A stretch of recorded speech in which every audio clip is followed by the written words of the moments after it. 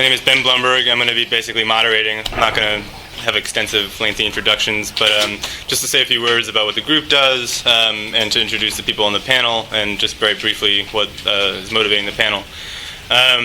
So Platypus is an organization, began a few years ago in Chicago as a reading group to discuss issues of the history of the left, and has subsequently grown to a kind of established political organization which is attempting to have a critique of the left as its basic kind of reason to exist.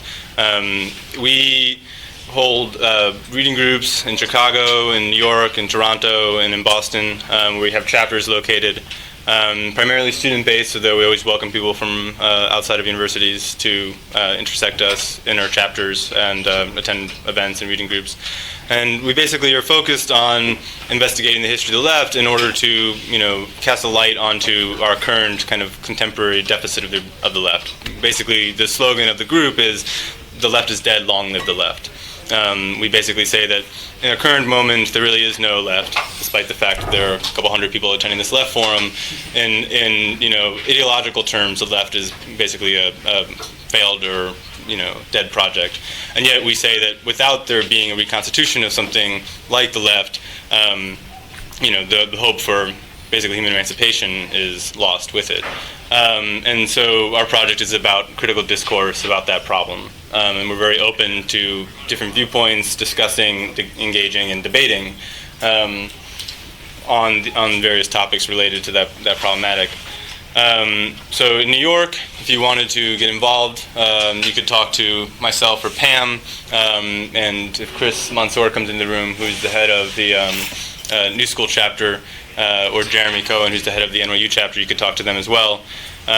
We are doing coffee breaks at both the New School and NYU. Do you know the times? Mondays at noon in NYU and in the evenings at the New School. Right. But the information is on the New York website of the Platypus website. Okay.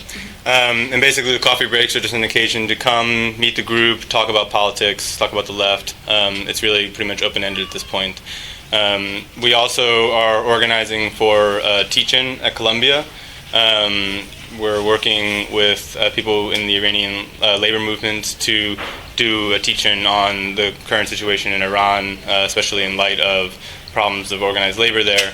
That's going to be on May 2nd. There'll be more details forthcoming about that. Currently, we have a keynote speaker, Irvan Abrahamian, who'll be talking about the history of the left and the current situation in light of the history of the left and the Iranian left. So let me introduce the panelists. This is Tim Barker.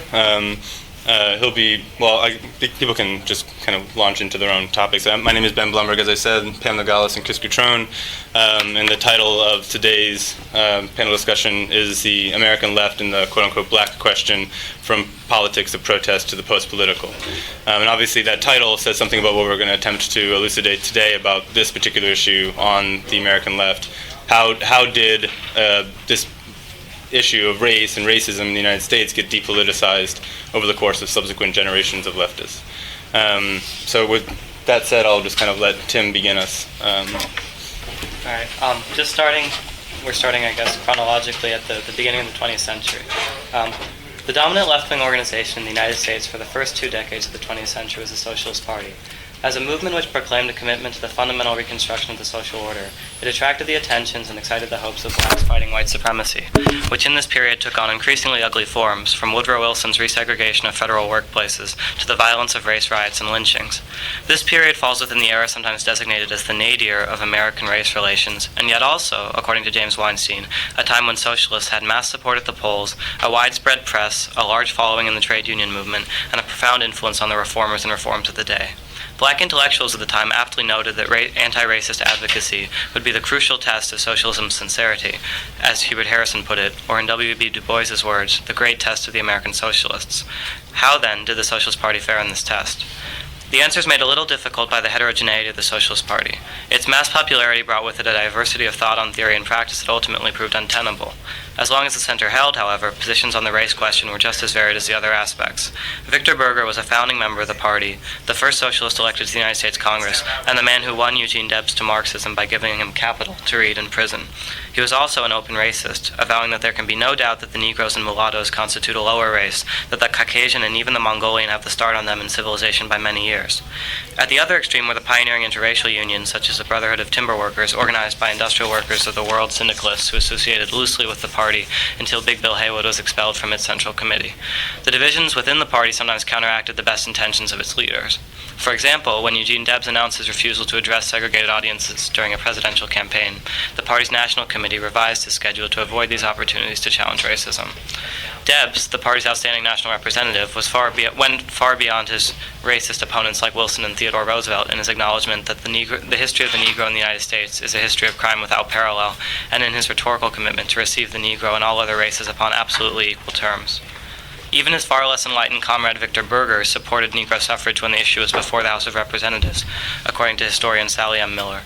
But a minority party aiming for radical change has to do more than take the moral high ground from the representatives of the status quo, especially when the standard set by the major parties is as low as it was in this case.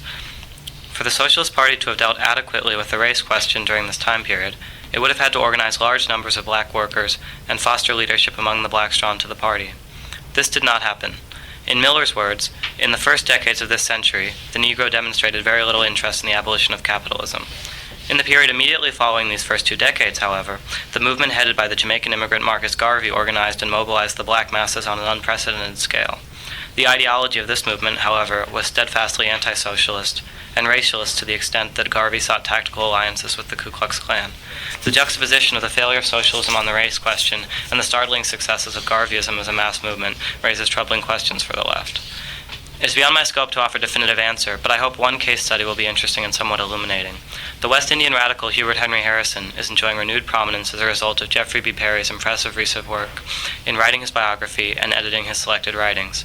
Harrison's life story is compelling. He immigrated to New York City as a teenager in 1900 and quickly became engaged with American intellectual life. Working at the post office and reading voraciously, he used his knowledge of Huxley and Darwin to reprove the racism of the New York Times in several precocious letters to the editor. Later, his criticism of Booker T. Washington led to his dismissal from the post office. Harrison quickly found his way from free thought to single taxism to socialism, and was present and engaged at key moments of the American left in this era. He was impressed by the interracial unions within the IWW and sympathized with the party's left wing. He was briefly an editor at The Masses and a featured speaker during the 1913 Patterson strike. Opposing the quietist determinism of socialists who saw their victory as ordained by inexorable historical laws, Harrison held views that Perry describes as neither blindly dogmatic nor rigidly mechanical. In his writings against such limiting applications of Marxist dogma, Harrison showed a deep belief in the importance of human agency. Likewise, against cautious leaders like Victor Berger and Morris Hillquit, Harrison described socialism as not a matter of reform, but a matter of revolution.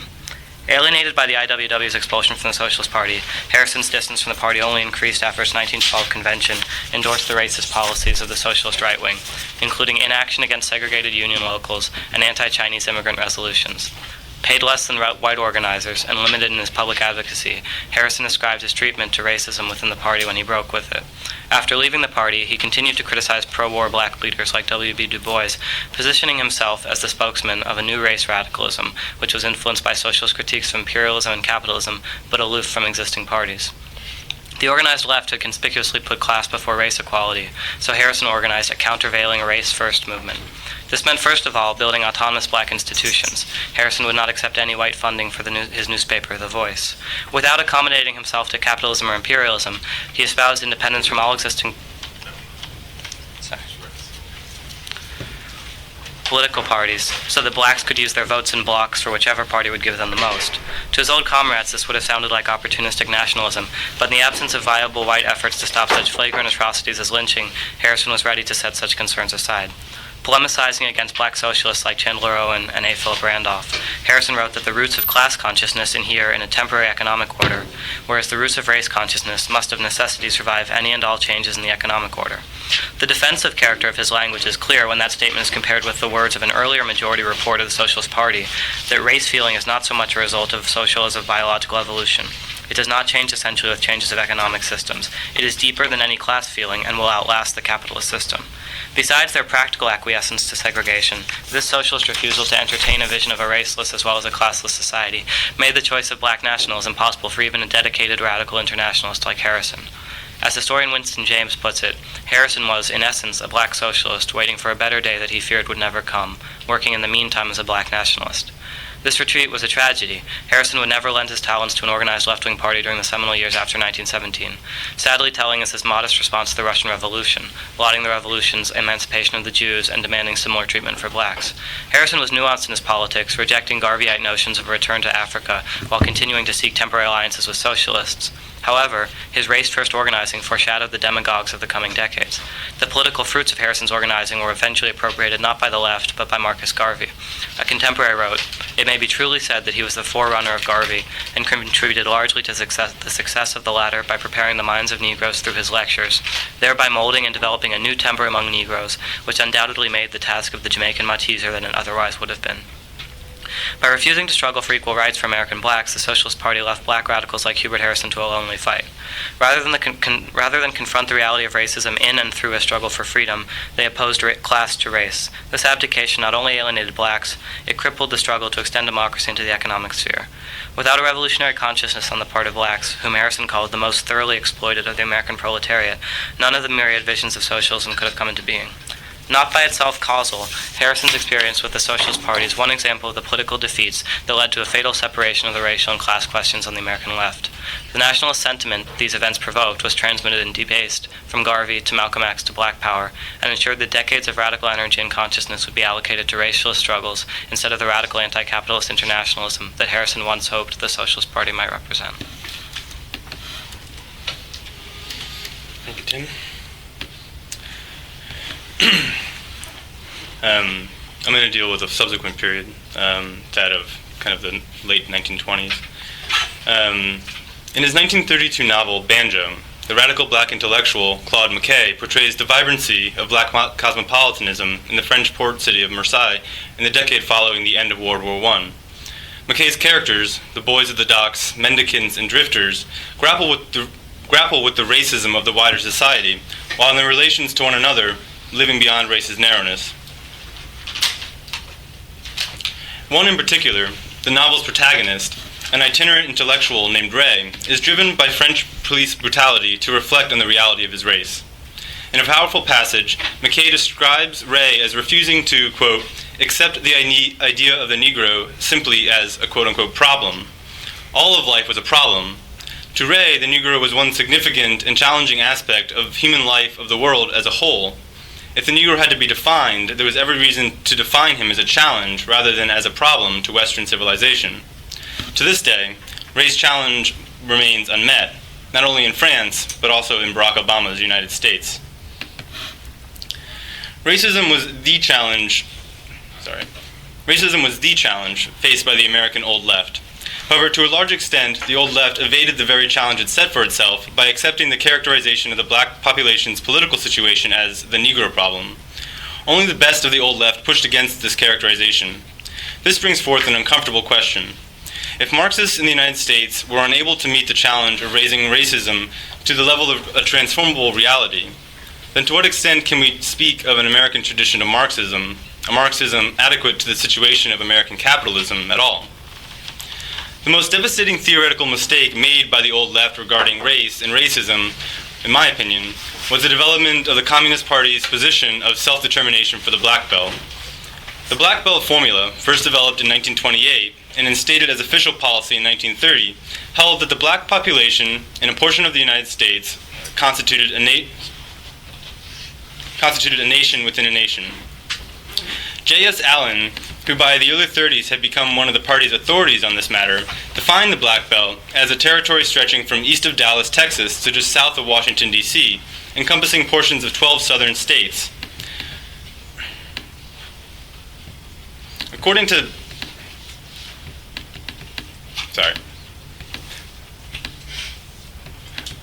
Allen, this crescent-shaped This crescent contained a string of contiguous counties inhabited predominantly by segregated black sharecroppers working on cotton plantations under conditions not dissimilar from the chattel slavery that had defined the region prior to the Civil War.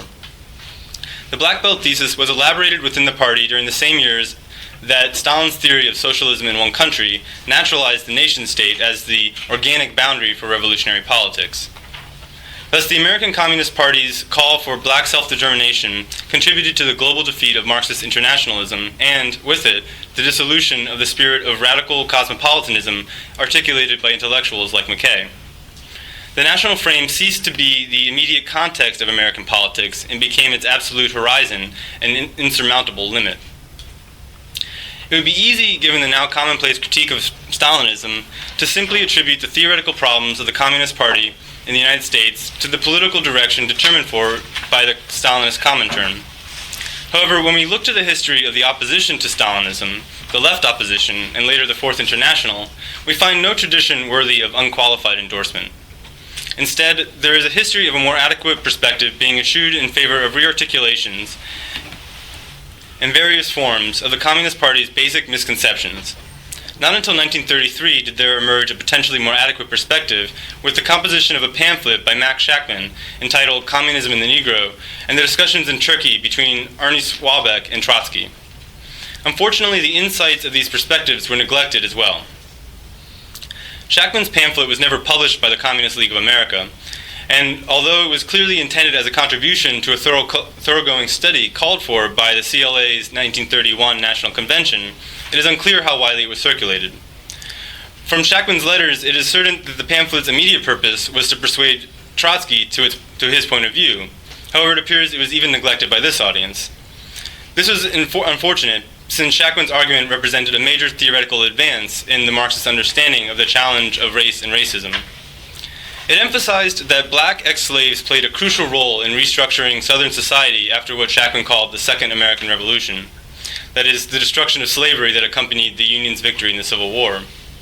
Shachtman further pointed out that their defeat by the counter-revolutionary racist denouement of Reconstruction established the fundamental challenge faced by the Marxists of his day, a conservative, chauvinistic, racist working class. Shachtman argued that the possibility of integrating the United States required an awakening of the revolutionary class consciousness of the American proletariat, and that this in turn required the proletariat to realize that, in order to liberate itself, it must, as Marx and Engels said in The Holy Family, destroy the conditions for its own existence. In the specific context of the United States, this meant destroying the working class's racial segregation and the racist consciousness accompanying it. Shachtman's pamphlet unfortunately had much less effect on the trajectory of the CLA, the American section of the left opposition, than did the results of the 1933 discussions in Turkey between Trotsky and Swabeck.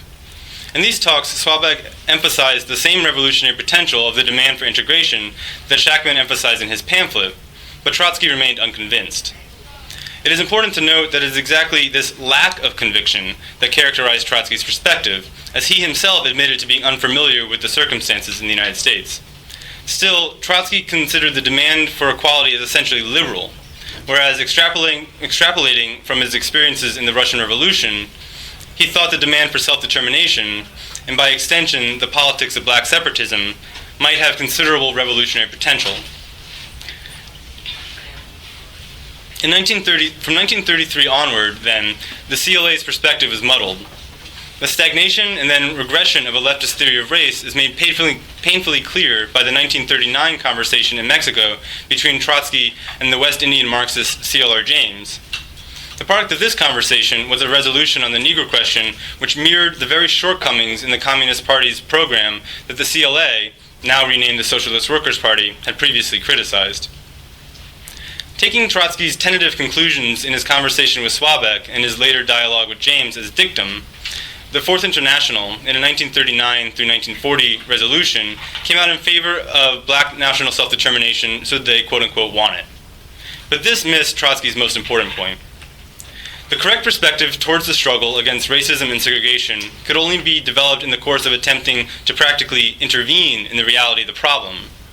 In a politically impoverished situation, the Trotskyists, like the Communist Party, left black workers to fend for themselves. the black proletariat was expected to raise itself to the task of determining themselves, to pull their politics up by their bootstraps, so to speak. During this time, the black recruits to the Trotskyist SWP almost entirely abandoned it. After the decline of the communist left, the ramifications of the Black Belt thesis can be seen repeated in the revolutionary posturing of the New Left. As historian Theodore Draper puts it, the ideological issues posed by black nationalism were rediscovered by the New Left in the 1960s. This was recognized at the outset of the Black Power turn in the late 1960s by Harold Cruz, author of The Crisis of the Negro Intellectual. In the chapter entitled Postscript on Black Power, Cruz wrote, "When the direct action methods of the civil rights movement failed against hardening barriers, they had to fall back on the slogan of Black Power, as if to convince themselves they were taking a revolutionary step forward. Whatever it is essentially another variation of the old communist left-wing doctrine of self-determination in the black areas of Negro majority.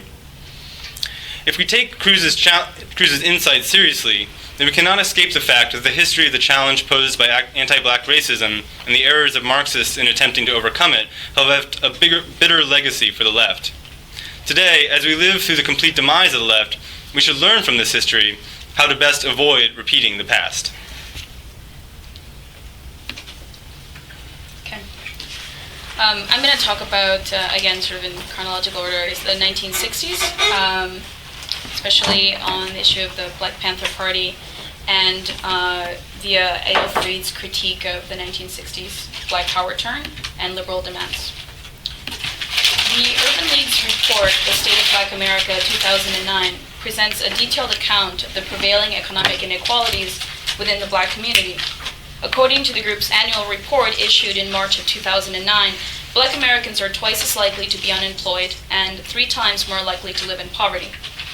The U.S. Equality Index shows the status of blacks at 71% that of whites and affirms that economics, quote, remains the area with the greatest degree of inequality, end quote. This report presents critical empirical research that should provoke a reconsideration of the interrelatedness of racial and economic inequality. 30 years earlier, in his analysis, Black Particularity Reconsidered, historian and social critic Adolph Reed Jr. presented a similar picture of black disparity in the post-civil rights period. In Reed's estimation, the demand for black political representation as the sole means for social betterment had responded to a partial and thus incomplete image of black life in the United States. Both Reed and the UL ring the same alarm. If the 21st century is to redeem the promise of equality, then it is imperative that political efforts contend with underlying class divisions. Black unemployment, as Reed notes, did not decline but continued to increase in the post-civil rights period. Between 1969 and 1974, the proportion of the black population classified as low income remained virtually the same. In what way do these lingering social inequalities reveal the inadequacies of an earlier period of political mobilization? Reed sets out on a 2-part critique of the civil rights movement, one aimed at liberal politics, the other at black power politics. He explains how liberal demands of this period were in accord with capital interests. The dual labor system in the South proved unnecessary and inefficient. Workers in integrated workplaces were more easily drawn into the pool of abstract labor. Thus, the demand for integration was actually in line with the overall direction of the post-World War II reorganization of capital relations. One could say, as many did, that segregation was an impediment to economic growth, that is, the free functioning of the market, quote unquote. Then there's the radical wing of the civil rights movement. The Black Power movement began as a rejection of both black capital uplift politics and the Back to Africa culturalist movement. It retained, however, some of the basic premises of both, and in its later years began to freely embrace that which it had sought to overturn. The Black Panther Party fought for the quote-unquote interest of the black community, the seemingly undifferentiated mass of interest which at a closer look revealed to be deeply divided. Upper-class blacks in the U.S. benefited greatly from the push for corporate integration. The pursuit of those interests were vastly different than those of the black working class, who had and still have a great deal more in common with white American workers.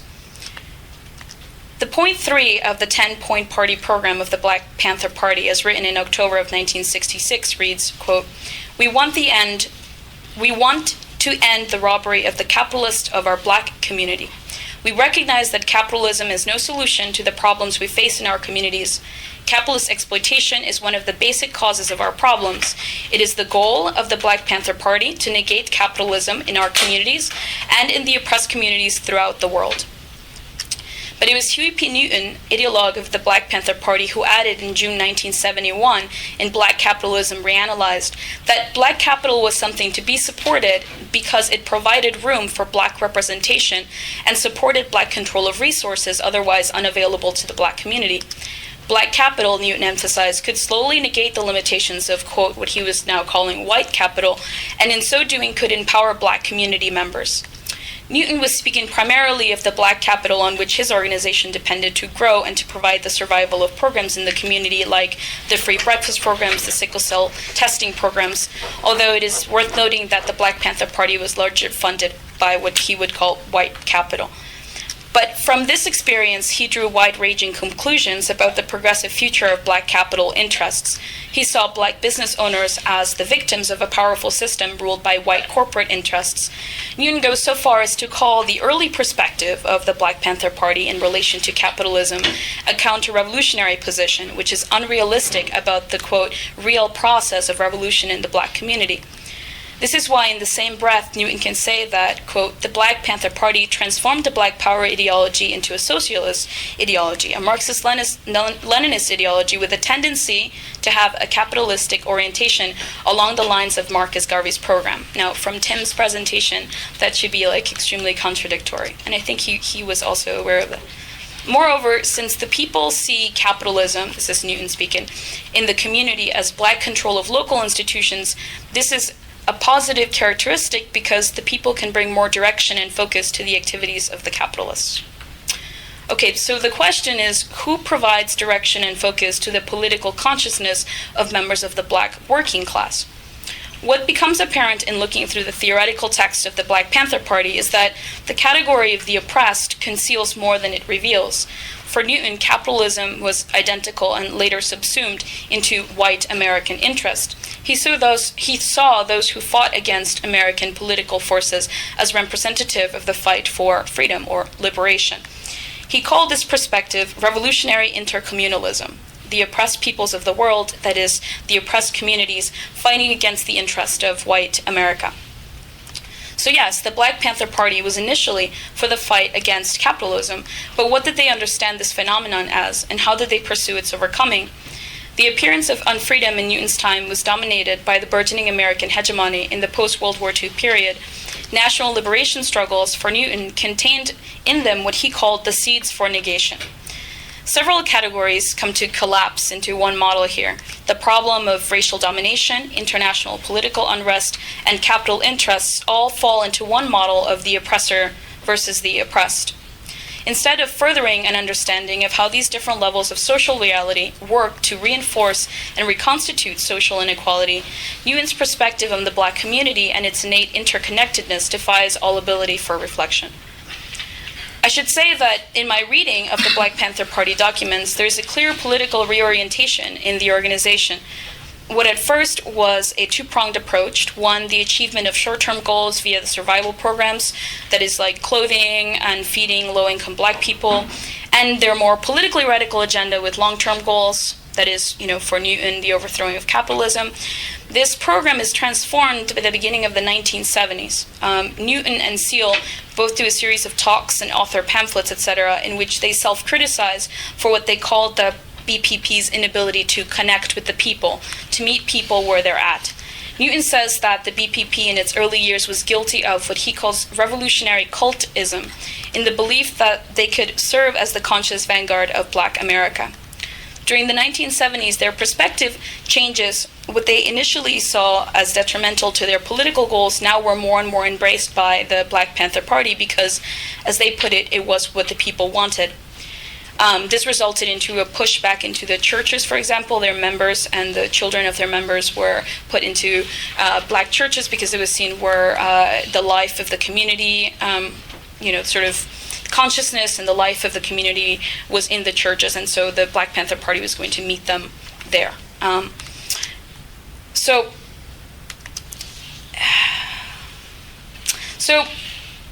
these shifts also included the turn to black capital, as mentioned earlier. Newton had never shied away from expressing the need for political consciousness, but in this period he comes to accept certain conservative thought as part of what he then dubs the process of revolution. That is, that what the BPP has come to terms with what people actually want and support. But what about political leadership, ideological clarification, and historical consciousness? There is a battle in Newton's thought, I think, in that he understands the necessity for revolutionary consciousness, and yet doesn't quite know how to articulate the role of the Black Panther Party and the role that they have in shaping this vis-a-vis the community. I'm reminded here of the quip that the most dangerous of the Black Panther Party programs, as listed in the U.S. government list, was the free breakfast program, because the children, they thought, could be influenced, and in fact were being influenced by those directing the program. What this means is that there was a pedagogical function that the Black Panther Party could have, and perhaps at one point did serve more consciously in shaping radical thought. So it's tragic, really, to see how little this need to shape consciousness lost out to the more quote-unquote pertinent short-term goals of survival and practical support for community empowerment. You could say this is part of what was inherited from an earlier period. So Huey came to terms with this concession, these short-term goals, and I do think that part of him understood it as a concession, because he realized that if the Black Panther Party did not fill the function that it did in the black community, then people would be devoid of basic human subsistence, like shoes and clothes and food. These community programs that really raised the popularity of the party because they offered something that the system was not capable of providing for low-income families. But it was a concession. It was about survival in the face of disaster. It was shameful that black children were being diagnosed with stomach worms because their parents were unable to provide them with shoes. The Black Panther Party filled that role, but the long-term goals of the organization were liquefied. They're sort of lost in a kind of self-conscious way. And as a result, the legacy of these community programs are non-existent, meaning the reform that they sought after on a local level have no real political legacy other than charity work. There's a great passage in one of what I call the transitional documents, the documents in this sort of early 1970s period, in which the party reorients itself. Newton is talking about the need for intellectuals and thought in the movement, and he says, it's a bit of a lengthy quote, but it's good. He says, "History shows that most of the parties have led people out of their difficulties, have had leaders with what we sometimes call the traits of the bourgeoisie or declassed intellectuals. They are the people who have gone through the established institutions, rejected them, and then applied their skills to the community. In our party, we are not so blessed. History does not repeat itself. It goes on also transforming itself. We see that the leaders in our party are victims. They have not received bourgeois training. So I will not apologize for our mistakes, our lack of scientific approach to use and put into practice. It was a matter of not knowing, of learning, but also starting out with a loss, a disadvantage that history has seldom seen. That is, a group attempting to influence and change the society so much while its own leaders were as much in the dark much of the time as the people that they were trying to change." I think that this impoverishment of political thought that Huey hones in on is very real, and not just a lack of bourgeois training, but because there is a crisis in his moment of the ability to conceive of radical transformation, of efficacious radical transformation. And the Black Panther Party is as much part of that as any organization during this period. We may be worse off today. So it's part of our political work to deal with this absence of clarity and political consciousness. At his best, I think that Newton would very much support that. From this confusion, one of the most questionable perspectives inherited from this period was that one was either race conscious or class conscious, that one could either fight for the primacy of race or of class. But it was exactly this perspective that was unable to form a conception of how economic inequalities shaped the form of race relations, and how race relations fed back into the dynamic of economic inequalities. In spite of the myths surrounding the radicalism of the 1960s, I would say that both Black Power politics, are clearly a step back from an early conception of this dynamic.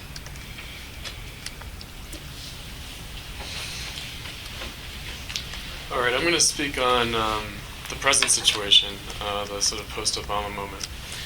And I'm also going to be citing Adolph Reed, who Pam cited. He's something of a mentor for our project. The black political scientist Adolph Reed Jr. recently wrote an essay on the limits of anti-racism for the Left Business Observer, in which Reed stated that anti-racism as politics has clearly failed. Earlier, Reed had written about the Katrina disaster, that pointing to racism may prove to be an unacceptable distraction from more substantial politics. Reed also pointed out, however, that race is a class issue.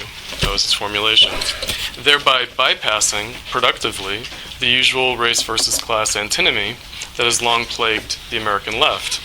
Considering that at present, anti-black racist attitudes have appreciably diminished, while the social conditions for the vast majority of black Americans have worsened and not improved since the 1960s, seen in declining statistics of social welfare and employment, as well as in mass criminalization and incarceration, this raises serious issues for problems considering the question of American race and class for the American left. The present moment may be a good occasion for a thorough and critical reconsideration of anti-racism as politics, both with regards to today and retrospectively as regards the history of the American left, in what Ben Blumberg has termed its unmet challenge. The point is that if the problem of anti-black racism in the U.S. has been an unmet challenge, perhaps it will remain so, as it is now perhaps passed into history. Today, it may be less a matter of an existing challenge for the left, and more the legacy of a historically missed opportunity for the American left, a missed opportunity for which we continue to pay a steep price in the attenuated possibilities for social emancipatory and anti-capitalist politics today. Clearly, the historical problem of anti-black racism in the U.S. has been resolved, but only in the most politically conservative way imaginable. What the historical phenomenon of the Obama presidency symbolizes with regards to the problem of anti-black racism in the U.S. is the historical result of a combination of three factors. One, what's been termed middle-class anti-discrimination initiatives and integration. Two, the post-60s economic downturn, in which real incomes have declined for the entire American working class by as much as 40%, and labor unions have been decimated. And three, the rise of culturalist politics. It has meant a naturalization and not an overcoming of the supposed black working class divide.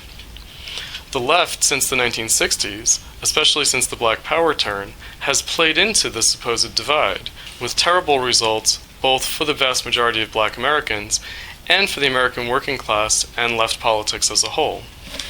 I'm going to offer a very provocative formulation of this problem, that what was most specific and peculiar about American anti-black racism historically was also an expression of its greatest emancipatory potential regarding capitalism.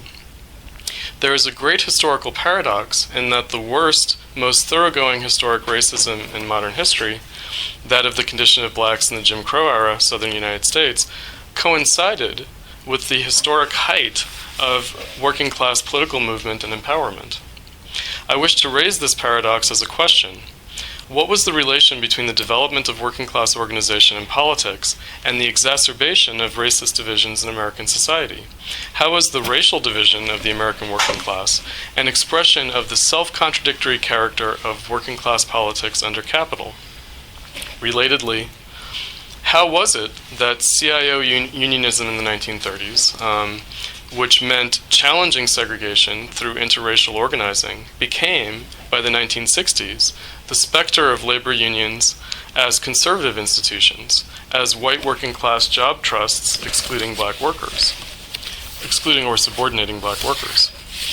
Rather than taking on this very important question directly, however, I want to point out that, to my mind, there has been a false resolution of this historic problem in the transformation of American racism since that time, away from its sui generis race color caste character in the one-drop rule, etc., and moving to harmonizing with the more globally typical racism associated with ethno-cultural divisions in society.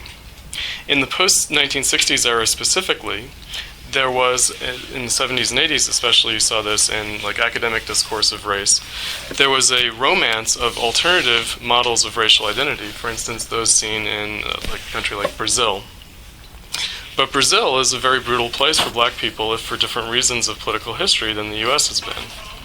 The degree to which the US becomes more like Brazil or other countries in its model of racial dynamics, with, for instance, a stark distinction between conditions of black middle class on the one hand and working class people on the other hand, I think that this represents a regressive and not progressive trend. Let me explain.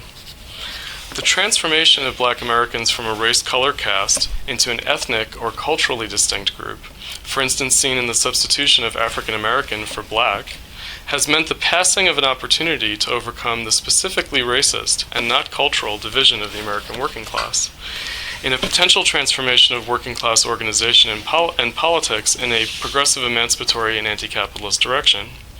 Combating racist divisions was once an issue around which it was possible to organize workers for more radical politics. No longer.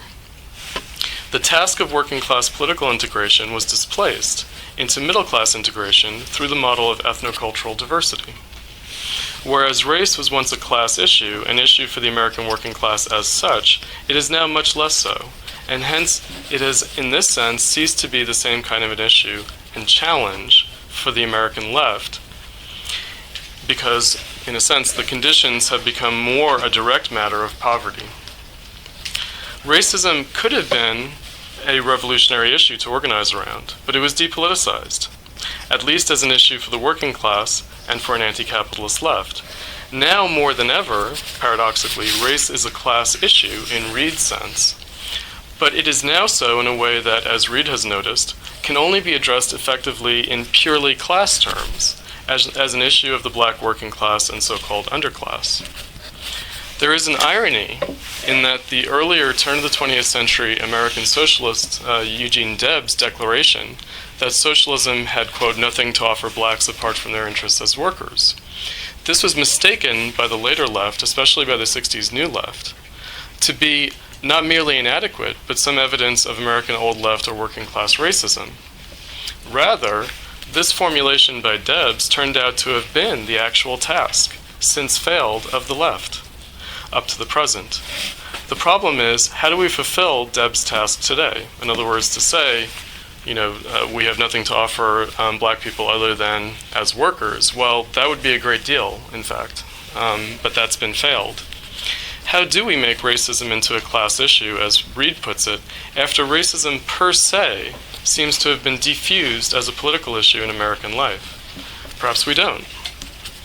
It may be that the W.E.B. Du Bois and NAACP, Reverend Martin Luther King Jr. program of supposed middle-class integrationism has been fulfilled. Maybe. But really, it was the Booker T. Washington program of accommodation to an invidious class and racial situation that has ultimately succeeded. The black working class has been effectively handled by an increasingly effective middle-class political leadership, primarily in the Democratic but also in the Republican Party, while black working class grievances have been successfully neutralized as a political matter in American social life. We have not only Obama, but more significantly, a host of black cops and prison wardens, not to mention U.S. military commanders, supervising the degradation of social life. These are not Uncle Toms or house Negroes, according to the old imagination, but rather a new post-1960s black middle class of managers of American poverty. This is the deeply conservative reactionary character of social politics in our time. Black Americans did not want recognition of their supposed cultural differences. Think of Obama listening to Jay-Z on his iPod while shooting hoops at the White House. But rather have demanded more fundamentally increased life chances in American society. They have received one, cultural recognition, but not the other. We have gone all the way back to the beginning in this sense. This is the way in which Debs' formulation haunts us today. It is not the 1960s era politics of black power and the cultural politics of the 70s and 80s that is our open wound in the present, but rather the deeper post-Reconstruction era failures of American working class politics, which has shadowed historical developments ever since.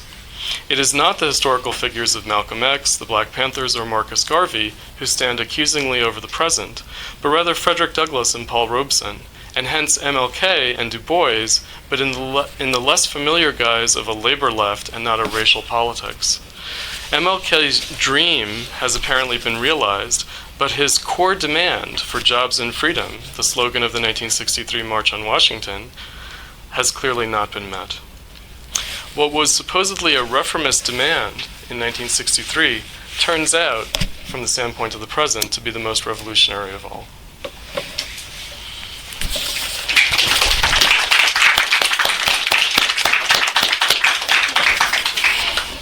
So we have a good amount of time, about an hour really, to have, as a Q&A with us, the dialogue between panelists and also, between members of the audience. Like we're kind of open to having a pretty open conversation. But I'm also right now going to pass around just a sign-up sheet if people are interested in putting their contact info. Yeah, sure. Yeah, maybe the hallway's quieter now. Cool. Thanks.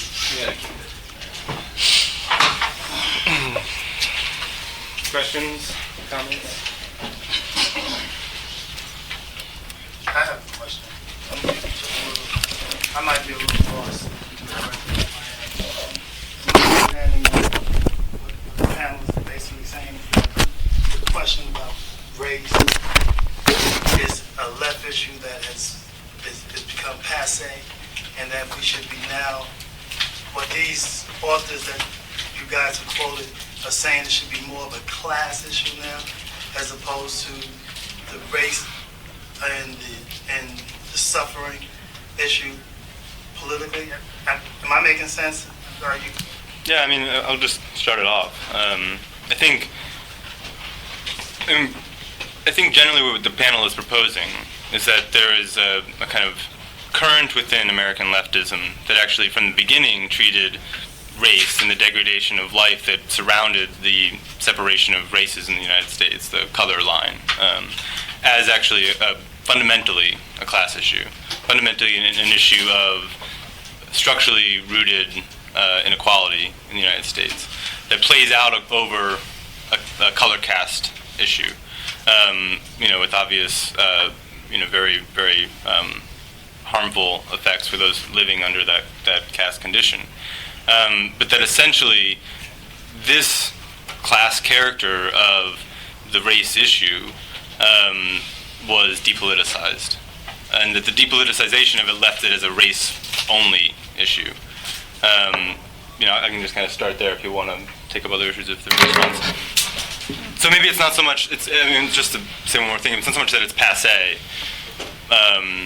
Maybe in a sense it is in the Obama era passe to talk about black politics in a sense, but it's also a past moment, meaning that really we're talking about the way in which history is actually rided over this historical problem in such a way that the problem itself is not available to us in the same way anymore.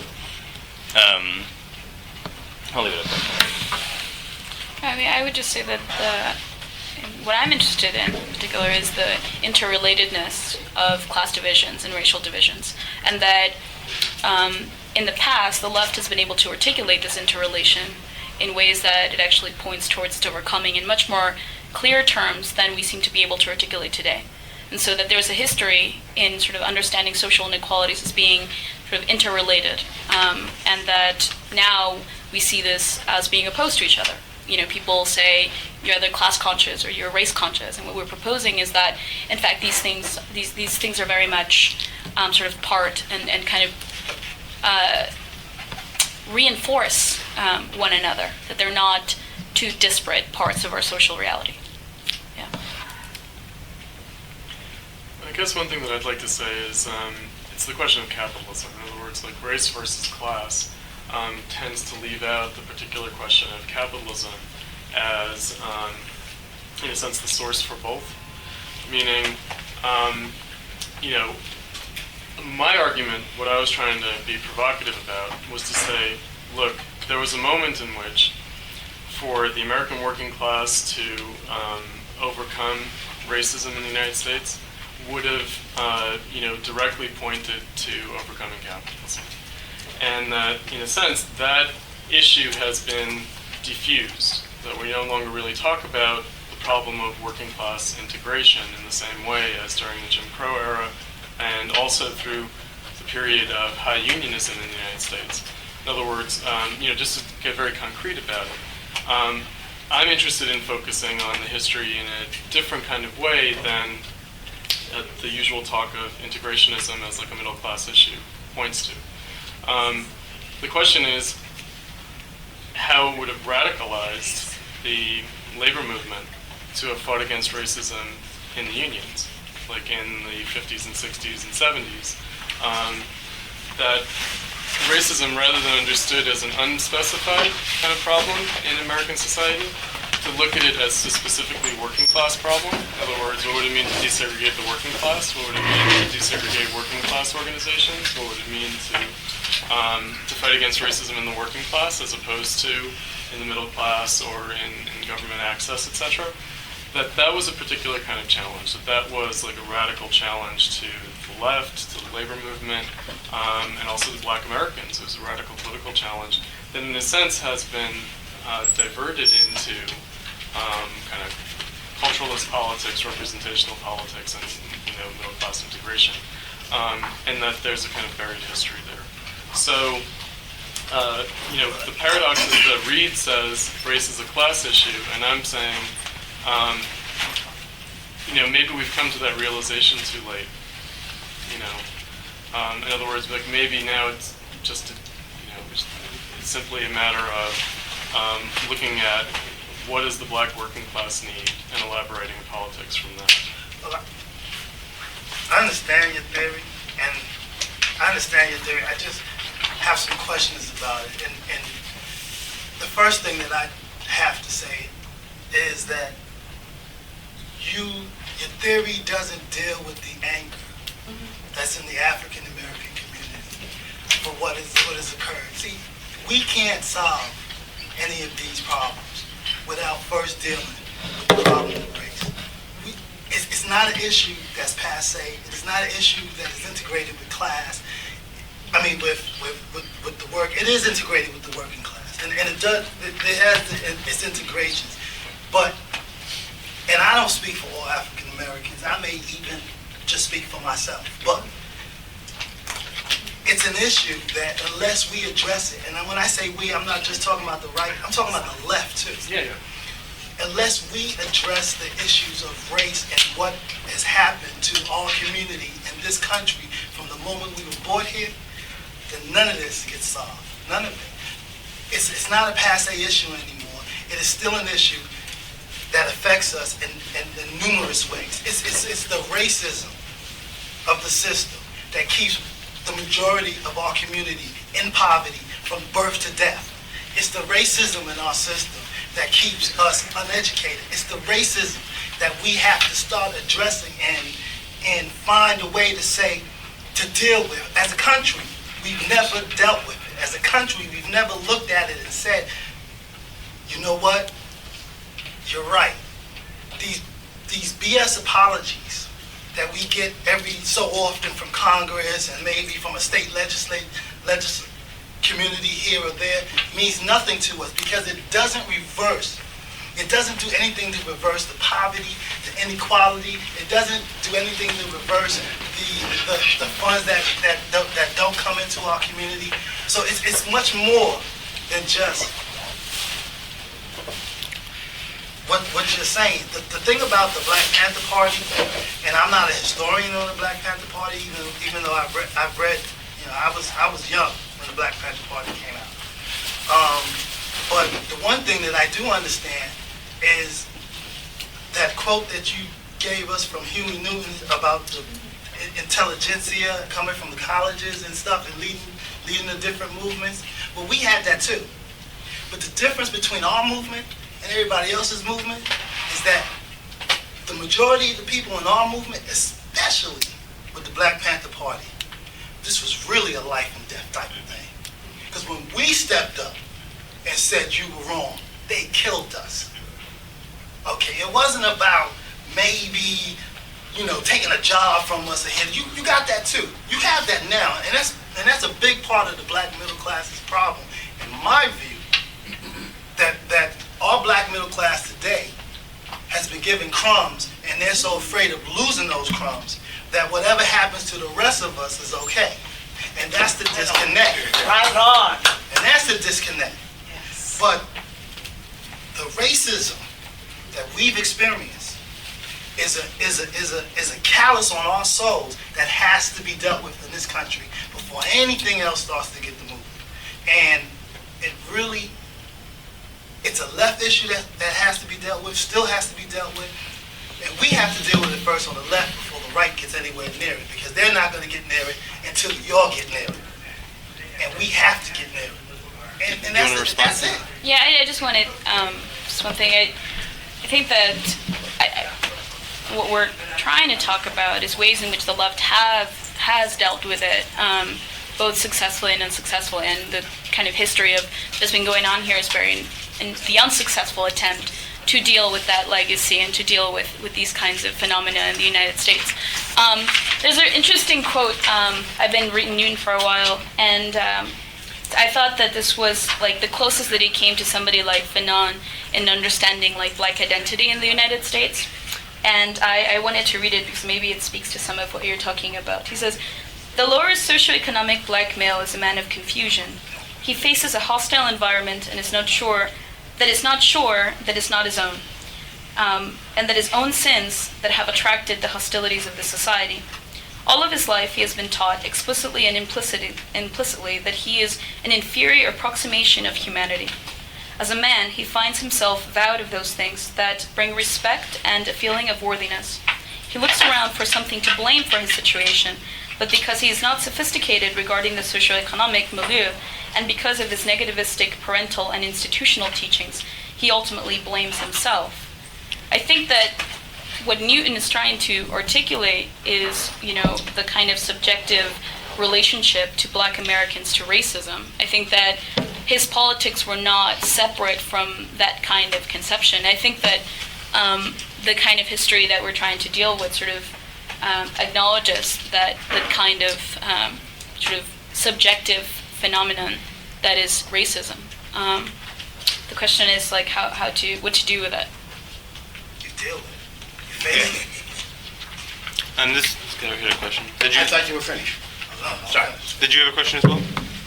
I was just going to make a quick statement. Okay, well, take your question. No, I didn't see you. I think the brother at the end pointed out the overreaching question, and that is the project of American democracy and capital and the birth, really, of the system that we have. I happen to think that we need to have and I think it is possible to have a dual political analysis of race and class mixed together. I differ with Adolph Reed when the cold question of Katrina developed. He put it within the class construct. But Dr. Van Marable out of Columbia points out that it's a combination of class, because you have working class poor that are greatly affected by Katrina, and pre-Katrina.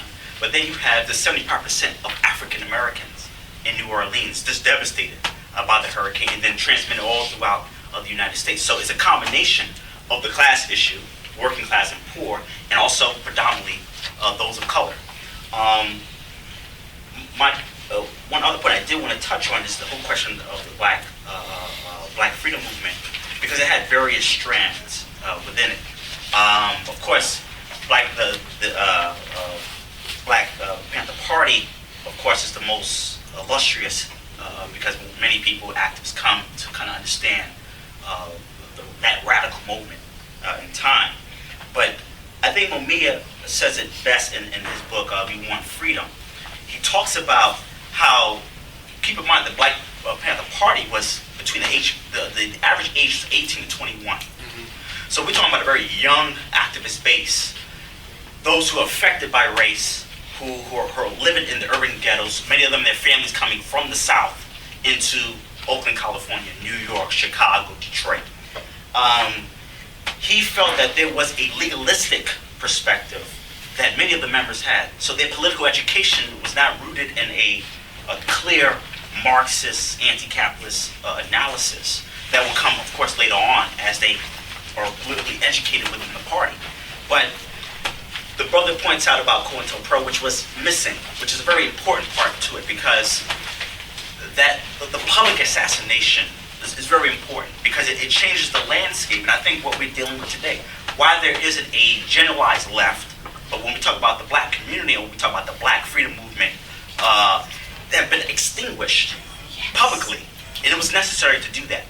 I would urge people to look at perhaps the whole question of Richard Allen's book, The Creation of the White Race, and how in many ways, we've been socialized, in the society, white skin privilege, and all those questions. So another point, I'm sorry to go on, that was not mentioned, and I think the contribution of the more radical black freedom movement, parts of the black freedom movement, is Robert Williams, Malcolm X, and many, Sophie Carmichael, a wide range, and also the sisters within the movement, who had posed a number of questions, the question of black feminism, and links to the black freedom movement, the role of independent politics, for example, Loudoun County, after after the Mississippi Democratic Party debacle in 1964, they go back to organize in Loudoun County. Hassan Reed's book talks about that. So you have an anti-capitalist, you have an anti-two-party party system critique taking place. So the contribution of the militant black freedom movement is very important, and I think. But for me, it was a very good discussion because you opened up a whole Pandora's box that I think we need to really dig deeper into. Sorry for going so long. Okay. And do we want to take some responses on the panel, or should we take some further questions from the... Maybe some more questions, yeah. Okay. I'll take your question, sir, and then there's a question in the back. More of a statement. I apologize for coming late and then speaking. But listening, I think I could add something to the discussion, if it's all right. One of the things that's missing is that we do not talk about the psychology of racism. Because one of the definitions of insanity is the inability to perceive reality. And if you look at somebody of a different color, no matter what it is, and perceive automatically that they are inferior, you can be classified as insane. Inability to perceive reality. I'll tell you a little story about that. Now, my background is, my first union meeting was 70 years ago. I was 5 years old. My father was a union organizer in steel country, western Pennsylvania and steel country. And if you want to talk about racism, just join the union. Yeah. And you say, that was the left. We couldn't join. I was a kid. Couldn't join the AFL. I had to join the CIO. That's where he started. And people don't know that. And when they show you a movie like Matwan, that was not true. Because when you fought a battle with the corporate America, the corporate owners of the mills and the mines, when that was over, you had to fight the battle with the unions. And I remember that my father had a favorite statement of his, because we organized the black workers. And my first problem that I never... This is 1945, 1946. I'm sorry. This is before your time. I don't know why you brought that up. Yes, I do. It's important. When we organized the black workers, we had to fight to make them vote. I never understood that. I was always very angry, but I had no understanding. So my oldest brother was first to go, round up people to vote. And then my other brother, he was 3 years older, he was second, and I was the raging bull. I was the third, and if you didn't come out, I would threaten to drag you out of your house, because I didn't understand what had happened to black people before they got there. To think about voting in the South was a death sentence. And just because you said union, that didn't mean anything to them. So that is the first point. That there is a sickness, a mental illness in America that must be overcome, because definition of insanity, inability to perceive reality. The second point is when we talk about class. Yes, class is a big part of it. It's a big part of it within the black community, and it's a big part of it within the white community. Now, there's a whole book on that, but I'm going to get right to the points that are very important. The problem with the class analysis is that those who were leftists in this country never analyzed the class problem in the black community. For example, and I don't want to spit in another person's rice bowl, but last night we had Jesse Jackson as the, as the main speaker, and I'm saying, what's that got to do with left black people? So that's incorrect analysis where we're all the same. So, but I do say that having a panel like this, and I'm going to tell another quick story, being in Chicago and working for a Muslim group, young people in one of the universities, and a young woman said to me, what are we going to do to make our people understand that we are in the same boat? And I says very simply, we have to start. You and I, understanding the boat we're in, articulating the boat we're in, and then people can look and say, hey, there's some Palestinians and the black guy and the young white guy, and they're together in this group. And this is the way, and they're telling the truth. And even though the truth was very difficult for the left, and I'm not going to be angry with the left because the truth was very difficult for 95% of black women when they voted for Obama. Now, we were, and the white left has a problem. They can't speak about Obama because he's black. And I'm saying, well, this black guy is killing us. We can speak about him because he's devastating the black community. Don't get hung up on that. So I think without going too much further, you have done a great job. I see the people here are wanting to grapple with this. So this is where we begin. Thank you. So maybe we'll take a couple of responses from the panel. Is there a couple responses here from raised? I want to say something about the militants, the question of militant history. I would distinguish pretty sharply between like a Robert Williams and a Malcolm X or a Stokely Carmichael. In fact, I mean, I think those are three very different kind of cases. I also think, I mean, in a sense. Excuse me. You need to speak up because some people have issues with hearing. Oh. Just speak up a little bit. Okay. Thank you. That I would distinguish among the so-called militants and say, look, these are very different kinds of politics that people are engaged in. Malcolm X was not like, fighting for civil rights initiatives or getting people out for the vote or whatever. In other words, like self-defense of an NAACP chapter in the South is very different from the Nation of Islam.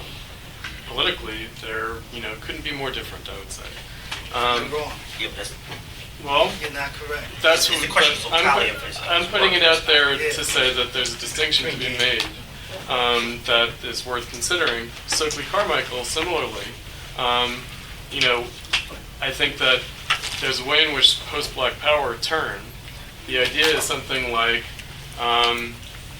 the civil rights movement was not radical. It was, reformist, liberal, and then that movement became radical,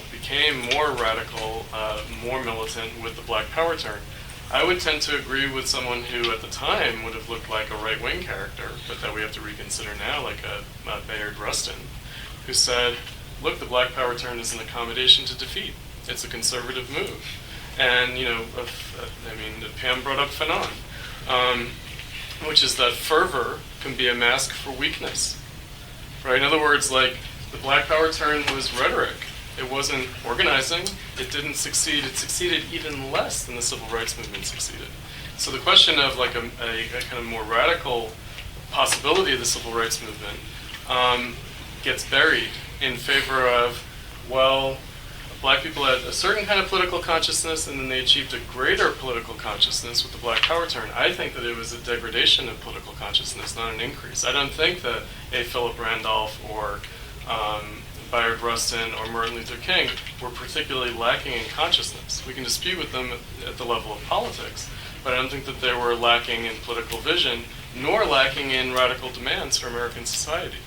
In other words, I think that looking back from the present moment, the march for jobs and freedom, to actually fulfill that would be extremely radical.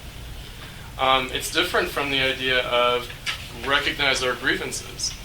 I think that the United States is quite capable of recognizing, racism, recognizing the problem of racism, and thereby turning it into a non-issue. Saying, okay, there's this history. In other words, we can kind of rehearse that in our culture without it changing the conditions of the vast majority of black people. And just to kind of piggyback on that for a second, I think that the place that's most crystallized, that phenomena, is actually on the left.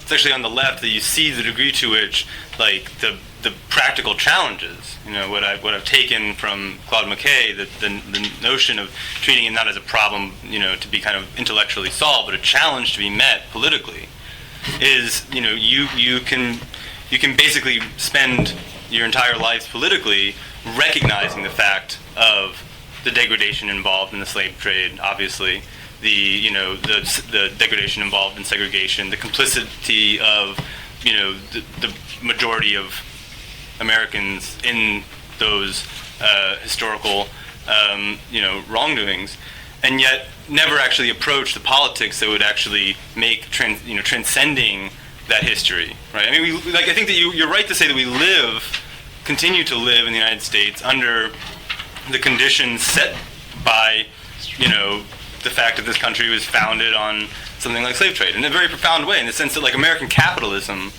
is made possible by slavery, right? That's a basic historical fact. The question is, that also means then that American socialism will be made possible by the role played by black Americans in producing American capitalism, right?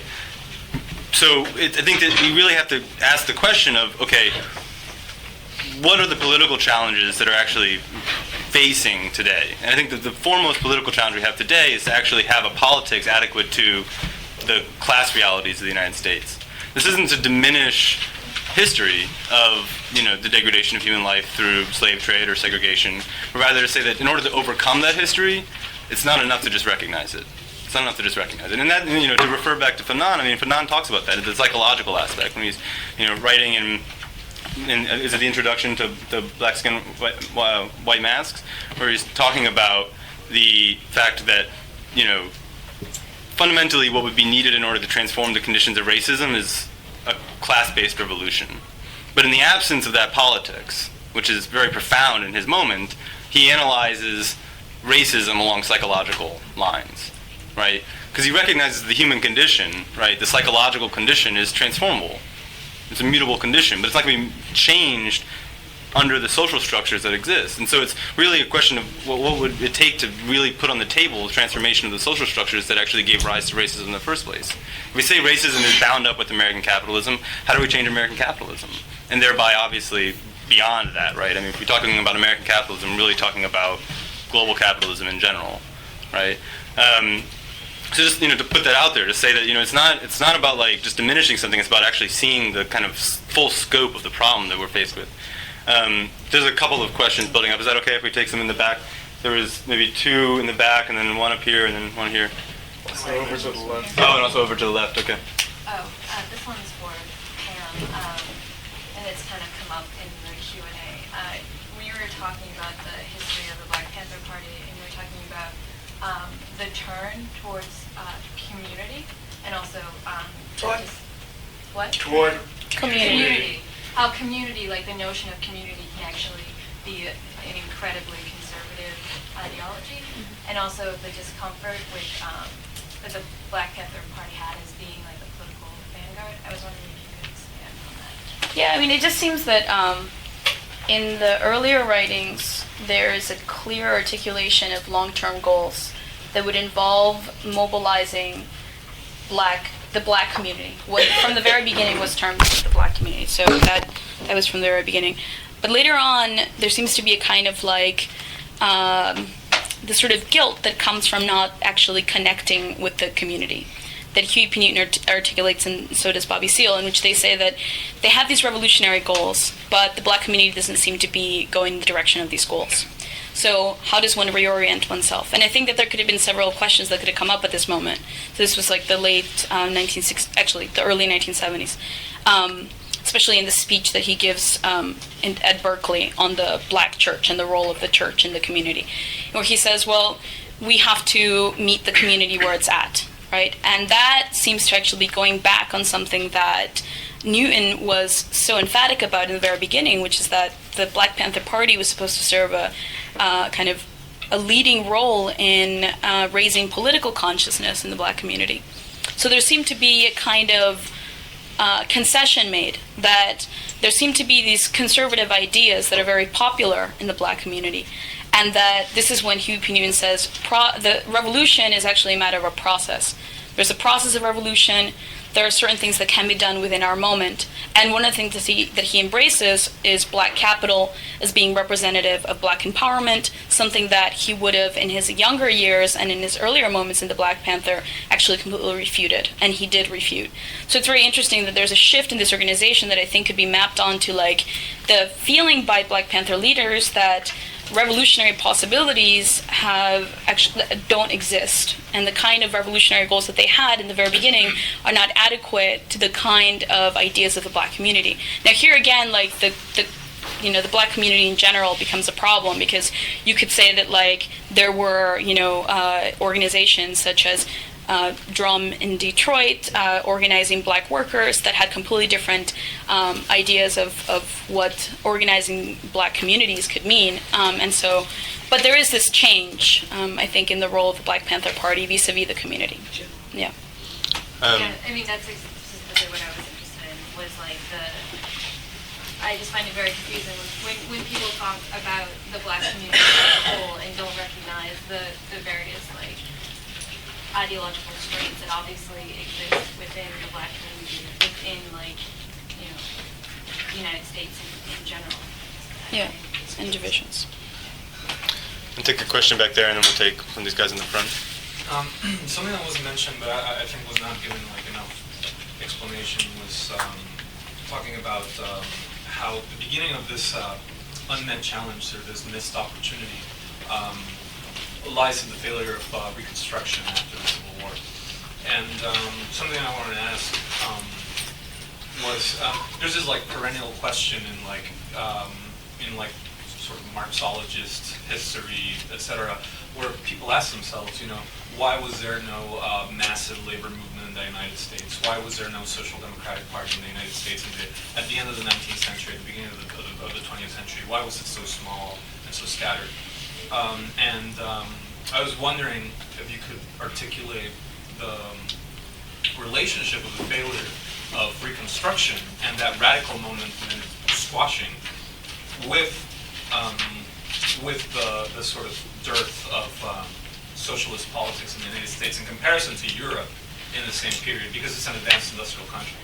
The Stalinist explanation of something like this was the United States is still feudal or something like that.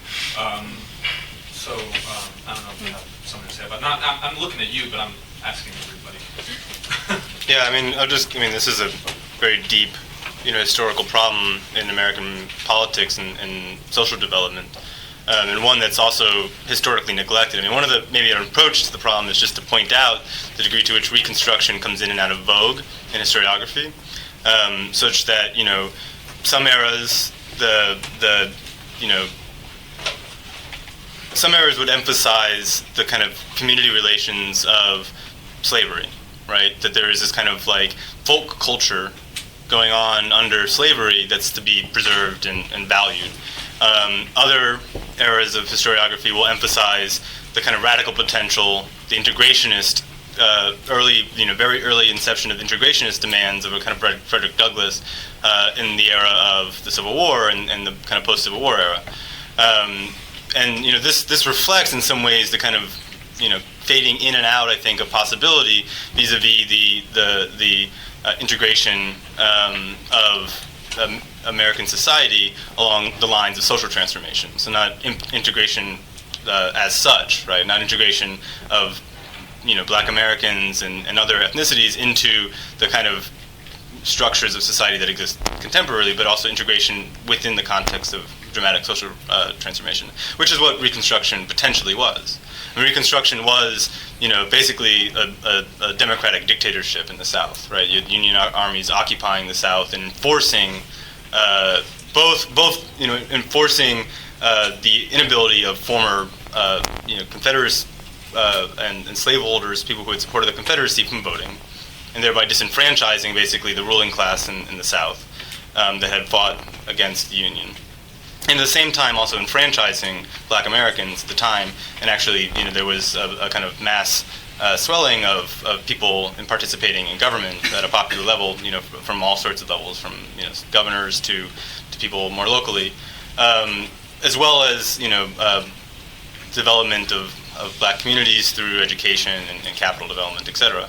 And all of this that was going on was ultimately crushed. I mean, it was this is the great tragedy of American history. Really, is the Reconstruction period was cut incredibly short and completely unrealized. And in its being crushed, we have basically the early 20th century. All of the roots of the problems of the 20th century lie, in the American context at least, in the crushing of Reconstruction, in the failure of a kind of radical democracy to permeate. The Ku Klux Klan, for instance, is born in this era. The ideology of white supremacy in the kind of 20th century sense is born in this era. Certainly it exists before, but it's really the whole kind of structures of racism, and also the structures of racism within the working class. Importantly, the structures of racism in the working class are born in this era. I mean, that's what I meant. Like, I wanted you guys to talk a little bit about like the failure of Reconstruction as like the condition that made working class organizing in the United States more difficult than elsewhere. I mean, the reason why I highlighted Shachtman, right, who's kind of a marginal figure on the left, brief-lived, Trotskyist kind of leader, ultimately diverges from Trotskyism.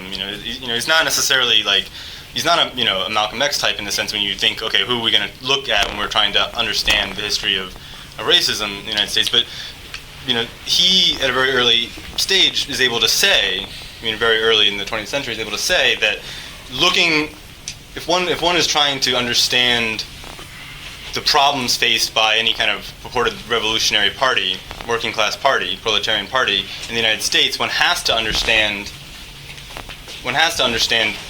the Reconstruction era and its failures, because it's really in the divisions of the working class, because really whites and blacks were working as sharecroppers in the South at the time. There was like a kind of class uniformity in that era, and there wasn't really a kind of racial ideology dividing them. There was this kind of populist movement, which isn't the same thing, obviously, as communism or as Marxism, but nevertheless, like there was the roots of working class labor solidarity between blacks and whites in that era that is broken, is sundered.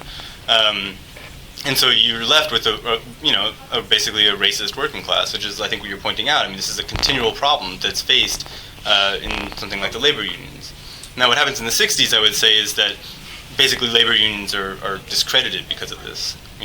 Labor as a kind of agent in the transformation of American society and racism is discredited in favor of the oppressed, in favor of those who are clearly on the like,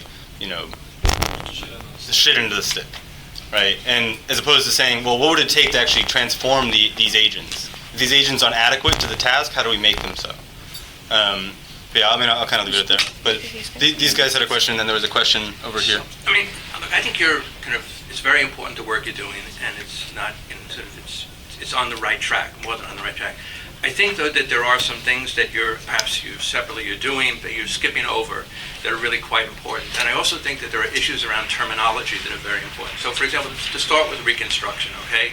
I mean, in Du Bois's work, he apparently wanted to title the chapter on South Carolina, The Dictatorship of the Proletariat in South Carolina, okay? The party wouldn't let him do it, okay? They said, no, you can't do that, okay? It's bourgeois democratic revolution. And so... But the party wouldn't let him do it. The party wouldn't let him do it. The Communist Party. The Communist Party. He was in the party, okay? They simply said, no, you can't do that. When was it published? I thought he joined the Communist Party in 61. No, actually, he wasn't in the party, but he was very, very close to the party. Let me understand corrected, okay? In the mid-30s, okay? Now, he was influenced by other people as well. The radical black movement at that point was a very fluid and kind of interesting kind of dynamic where you had people like Ralph Ellison, Richard Wright, and C.L.R. James, and Du Bois, all in some ways, and Paul Robeson crossing each other's paths, okay? So it had a different character. the other thing about Reconstruction is it's important not to call it the failure of Reconstruction. It certainly was a failure in retrospect, but it was overthrown by a military, it was a military overthrow of Reconstruction after the Hayes-Tilden Compromise. It's very important. But there's there's absolutely a political dimension to. What did you just say? That, in other words, that after the Hayes-Tilden Compromise in 1877, which withdrew the army from the South, that allowed, the racist reactionaries to overthrow those governments. Okay, so Absolutely. No, what I'm saying is, how do you account for the political failure there? That's what I'm trying to say. That there's the political failure had to do with the kind of approach of the northern working class to the kind of situation of the black, peasantry and working class of the South. I'm not trying to get around that issue at all. All I'm arguing for is precision of words. Okay, an overthrow is different from a failure. Okay, the failure kind of suggests in some ways it's part of its own internal dynamics that failed. I don't think that was the case with Reconstruction. I know maybe I'm talking about that, and we can talk about it. Yeah. But then going forward a bit, okay, and I think that the Shackman book is really worth reading. Okay, for its time was really quite exemplary, as is the introduction by Christopher Phelps, trying to sketch in the sort of the historical context. But kind of one of the things that's, I think, not kind of covered well enough is the rather distinctive role of C.L.R. James in that moment, okay? Partially in 1939 with the conversations with Trotsky, but much more importantly in 1948 with his resolution to the Socialist Workers' Party on the revolutionary answer to the Negro problem, where he sketches out a vision that basically says the independent movement of the black population is going to provoke, a system-wide challenge to the order of capital. Those are my words, not his words, okay? Foreseeing virtually everything that happened in the next 20-odd years, somewhat amazingly. Foreseeing the civil rights movement, foreseeing the movement of the 60s, an extraordinary insight, coming out in some ways of, and it was at the moment of his departure from Trotskyism, that he was able to start seeing those things. They went back into the SWP for a very short period of time after having been in the Workers' Party. Then fast forward, you have Marty Glaberman, who for many years is the only person holding on to CLR's legacy, who then becomes instrumental in the formation of the League of Revolutionary Black Workers in Detroit. It seems to me I'm arguing for a more nuanced, more careful, more detailed history of each of the steps along the way. So that, for example, I'm kind of far be it for me to try to defend what the Black Panther Party became. I do remember in 1967, 68, when I said to myself, I'll go for the whole 10 points, And it was this kind of really very heady moment, and don't underestimate the power of that. But on the other hand, as someone said of it, kind of part of Huey Newton's and Bobby Seale's response was the response to a savage public assassination of Fred Hampton, George Jackson, And you can't that's very, very important. And there were some people who came to the defense of the party, but they weren't being shot. They weren't being blown away. And I think that those little episodes all along the way, and others that I'm of course not mentioning, are very important. They may not at the end take you to an entirely different place than where Chris is winding up, I think that remains to be seen, because I think that and Reed kind of in some ways represents a continuation of some of those things, these other things as well. But I'm mostly endorsing it, but I'm urging you to be a little bit more precise and careful. And well said. Terminology. I'm from the Bay Area, so I used to live in Oakland. And I wondered if any of you have read Robert Self's book, American Babylon, which I think really situates the class breakdown and deindustrialization. Because by the time the Panthers started in '66, they'd once called Oakland the Detroit of the West. It had around it, that East Bay area had a dozen auto factories. They started disappearing down to the suburbs, down to Fremont, down to Milpitas, and then they were all gone as all those jobs went abroad. And I think that just one thing that really to take from that period of the Panthers till today is just suburbanization, gentrification, and deindustrialization. And then what is the class that still remains? You look at places like East Oakland, it looks like it's been bombed out. It has, some of the zip code zones have more foreclosures than anywhere else in the United States. Unemployment for youth under 25 is like 80%. But if we talk about class, how do we not talk about it with just this racist onslaught? How do they keep order? Oakland cops are like an invading army. Everybody's probably heard of Oscar Grant. They just shot him, and if it wasn't on video, that happens every day. And I think that the racism is so pervasive that that question has to come paramount when you talk about places like Oakland or Gary or Detroit. Right on. It's very real. Could we take another question?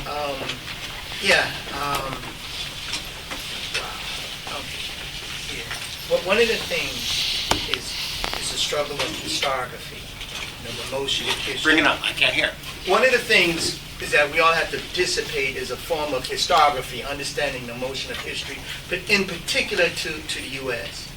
Once, during Reconstruction and the defeat of the plantocracy, we came from a slave mode of production to a labor mode of production, while skipping in the state formation, for the exception of the South, feudal orders.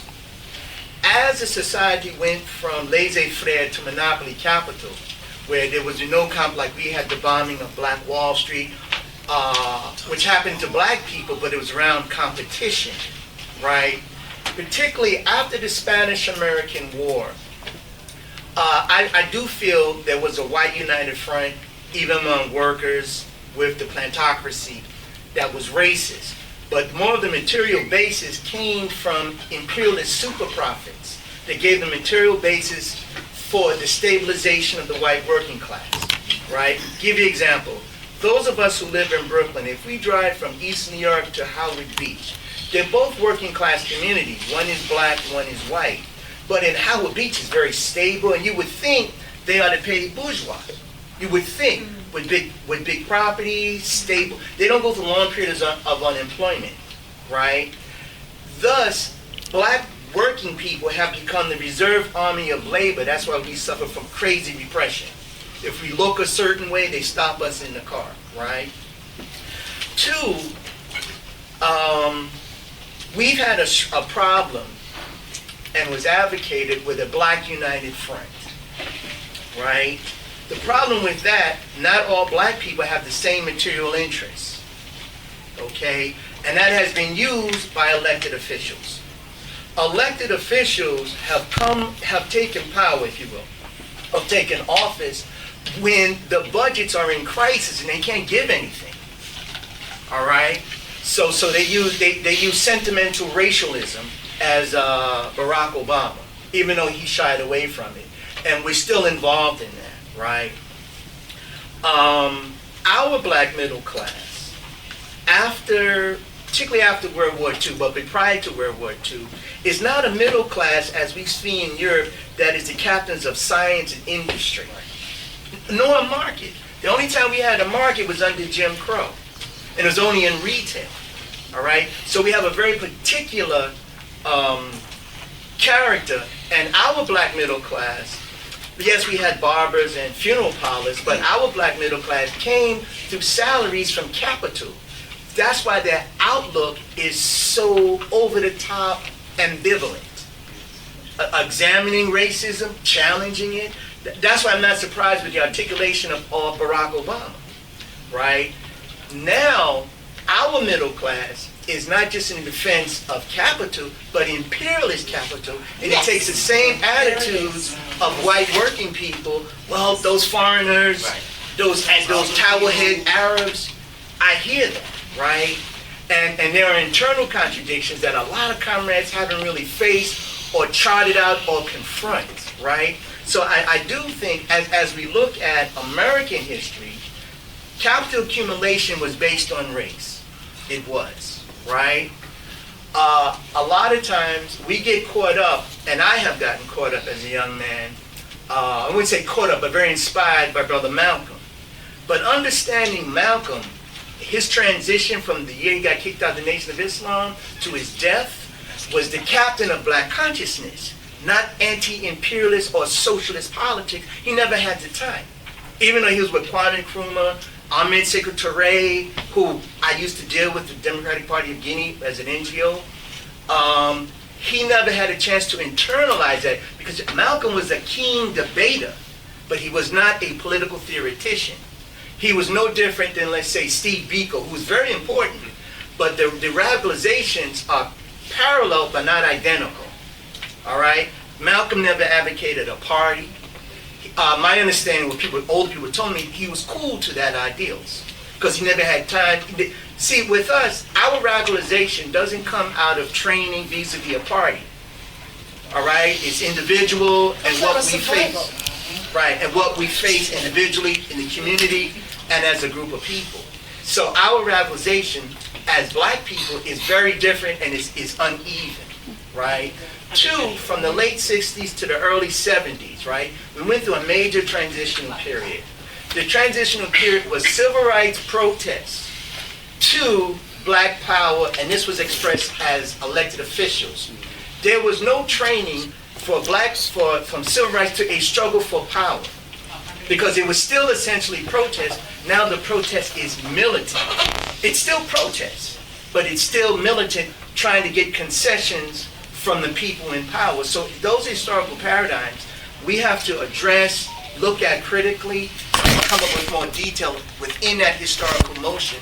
And we're still struggling with it now, because Stokely became a Pan-Africanist. And what that means, particularly after the 5th Pan-Africanist Congress, it was Africa-centered. When it began in 1902, and the latter part of the 19th century, it was all people of African descent.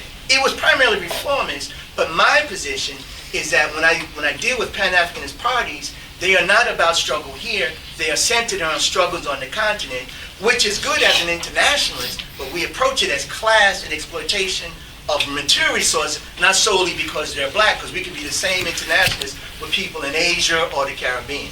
So that these are some historical roots that we have to really look at and try to come to grips with, to set out a strategy of how to seize power since we're in the cities, right? And that's a process of radicalization that may be beyond an hour discussion here, but.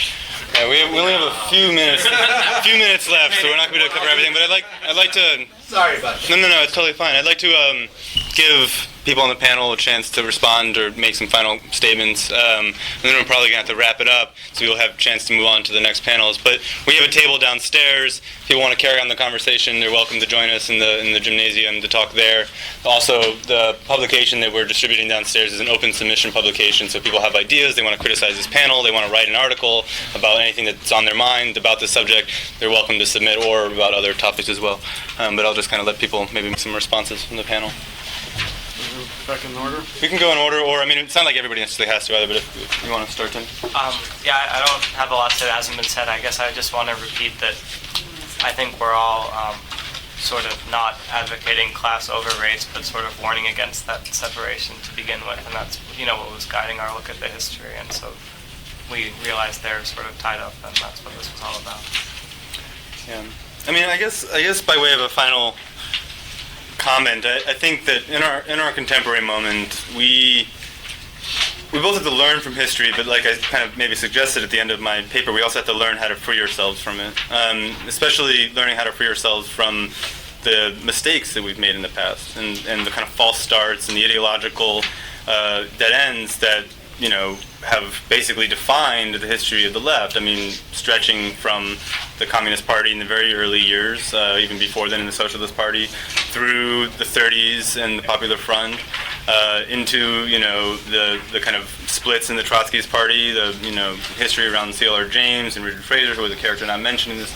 There's a host of problems going into the 60s, into the both the radical white and black left in the 60s, the new left, through the cultural politics of the late 70s and 80s. I mean, all of that has amounted to what we live in today. All of that amounts to the fact that there is no left that's capable of grappling with American capitalism. There is no prospect of overcoming structurally rooted inequality in this country. And so there really is no prospect of us overcoming race either. I think, the question is, if we were to have a politics that was capable of even addressing capital, in the first place, the history of race would be illuminated in other ways than it is today. And if we were in a situation in which capital was in a process of being overcome, race would become very different as well in that situation. We also need to just be careful that we don't just use the word class as if we know exactly what we mean. And the point of the matter is that the politics of class are what actually clarifies the content of class. There's this great image that Rosa Luxemburg uses of the classes like locked in fisticuffs or whatever, right? Like eye to eye and fist to fist. It's there that you actually recognize what class struggle is about. You don't understand class struggle from the standpoint of the complete dissolution of class struggle. It's not something that you can just have a perspective on ex post facto. And so we need to be careful to not assume the sophistication of our consciousness, because in fact our consciousness is very much bound up with our ability to change the world, and we have to recognize that we're really limited in that ability right now. But I'll just kind of leave it with that.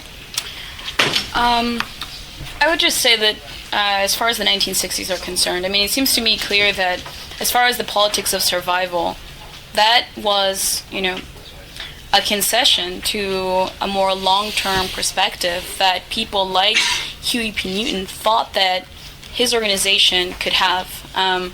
And so there was a kind of missed opportunity in the 1960s, I think. I think that, this organization in particular sought out to become the kind of consciousness of Black Americans, and that at one point it hit a wall. It hit a kind of ideological wall in what it thought to be achievable and possible, and that instead of sort of pushing through that, or maybe finding a context in which to push through that, or finding other political forces, it was isolated enough that it kind of acquiesced to more conservative thinking in the Black community. And so, but it was a defeat that I think even the ideologues within this party understood as a concession. So that's something that I would like to underline, because it's often seen as not a concession, but either like a turn to a more revolutionary thought, whereas in fact it's very clear to me that there was tension as to how to go about this.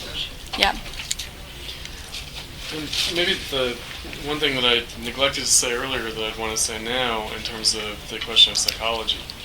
I think that, what we have to deal with is that when we think working class, we somehow think of a separate group of people, like not Black people.